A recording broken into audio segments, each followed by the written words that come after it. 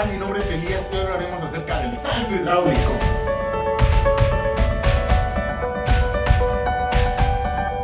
Este tema es sin duda de mayor interés para el ingeniero, el salto hidráulico, ya que se caracteriza porque el flujo experimenta un cambio violento de régimen de supercrítico al subcrítico.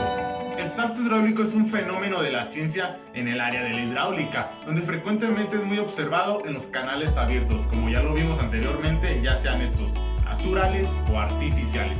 Cuando un fluido a altas velocidades descarga en zonas de menores velocidades, se presenta una ascensión abrupta en la superficie del fluido. Este fluido es frenado bruscamente e incrementa la altura de su nivel, convirtiendo parte de la energía cinética inicial en energía potencial y sufriendo así una inevitable pérdida de energía en forma de calor.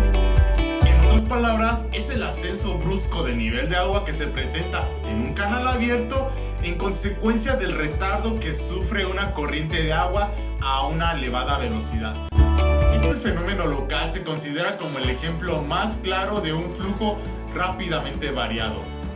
Este cambio de régimen generalmente va acompañado de una importante pérdida de energía. Ahora, ¿cómo ocurre este fenómeno? Pues bien, ocurre en el paso brusco del régimen supercrítico, es decir, un régimen rápido, a un régimen subcrítico, es decir, lento. En el salto hidráulico o resalto hidráulico, el tirante en un corto tramo cambia de un valor inferior al crítico a otro superior. Esto implica que las velocidades del agua después del salto hidráulico sean menores. Este salto hidráulico se forma cuando en una corriente rápida existe algún obstáculo o un cambio brusco en la pendiente. Esto sucede al pie de las estructuras hidráulicas, tales como vertederos de demasías rápidas o salidas de compuerta con descarga en el fondo. Cuando el agua escurre todavía en el régimen crítico, predomina la energía cinética de la corriente, parte de la cual se transforma en calor, como ya lo vimos antes. Esto es una pérdida de energía útil y parte se transforma en energía potencial, es decir, incrementa el tirante de agua, siendo esta última la que predomina después del efectuado fenómeno.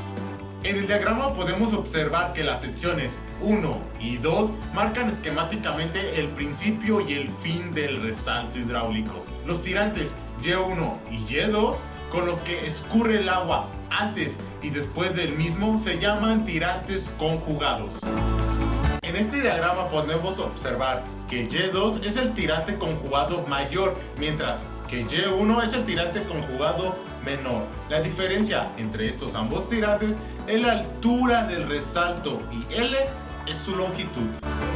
Por lo que E1 es la energía específica antes del salto hidráulico, mientras que E2 es la que posee la corriente después del mismo. Además se observa que en 2 la energía específica es mucho menor que en el punto 1, esto debido a las fuertes pérdidas de energía útil que el fenómeno ocasiona.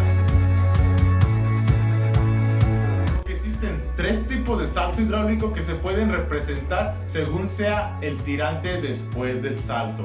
En este caso, la energía de la sección 2 es menor que en la sección 2'. Luego, el empuje es mayor hacia la izquierda y ahoga a la zona del salto. Este salto es el más estable. Caso 2, salto claro. En este caso, ambas secciones tienen la misma energía y existe un equilibrio total. Es el más eficiente. Caso 3, salto corrido. La energía de la sección 2 es mayor que en el de la sección 1. Aquí sucede lo opuesto al primer caso. El salto se corre y sigue un perfil ondulado, perdiendo la energía hasta alcanzar el nivel correspondiente. ¿A cuál nivel correspondiente? Al del tirante H2. Este tipo de salto es poco eficiente y muy inestable, por lo que debe de evitarse siempre. Ahora también el salto hidráulico se puede clasificar a partir del número de Froude. Y para recordar qué es el número de Froude, el número de Froude en hidráulica señala la relación que existe entre las fuerzas inerciales, es decir, las fuerzas de inercia y las fuerzas gravitacionales para un fluido. Es una cantidad adimensional. Cuando tenemos un número de Froude entre 1.7 y 2.5, el ondulamiento de la superficie en el tramo de mezclas es mayor. Entonces se presenta una serie de remolinos sobre la superficie del salto hidráulico, pero la superficie del agua hacia aguas abajo permanece uniforme, por lo que la velocidad a través de la sección es razonablemente uniforme y la pérdida de energía es baja.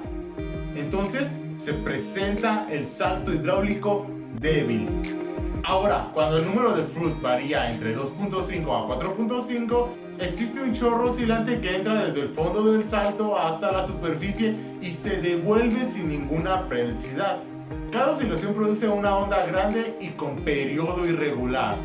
Más común, esto se ve en canales y puede viajar una gran distancia causando daños ilimitados a bancas de tierra y enrocamientos de protección. Entonces se produce el salto hidráulico oscilante.